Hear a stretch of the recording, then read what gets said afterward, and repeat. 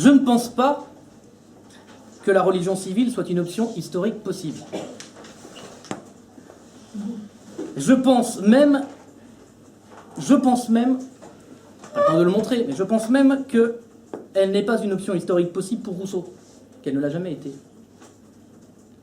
Cette question est complexe, puisque pour y répondre, eh bien, il faudrait se plonger dans l'interprétation qu'on doit avoir du contrat social, c'est-à-dire du statut politique qu'ont ces principes de droit politique, qui ne sont certainement pas, aux yeux de Rousseau, un modèle politique applicable sans médiation. C'est pas un design constitutionnel, le contrat social.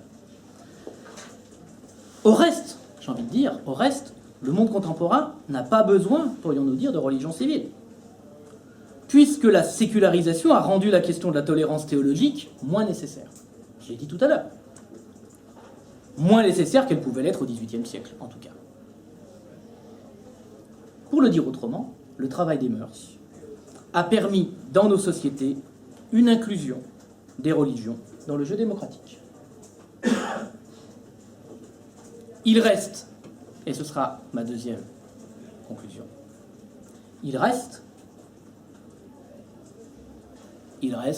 nous sommes bien obligés de le dire, que la question du fanatisme se pose encore.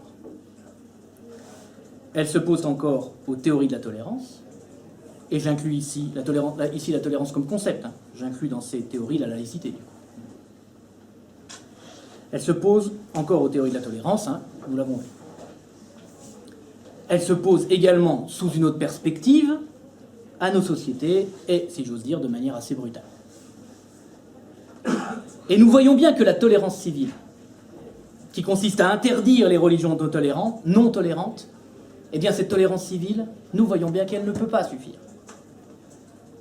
Bref, et c'est en cela qu'il est utile, me semble-t-il, d'adopter la perspective anthropologique de Rousseau, bref, nous voyons bien qu'il faut, d'une manière ou d'une autre, aussi que l'on réfléchisse aux passions qui mènent au fanatisme.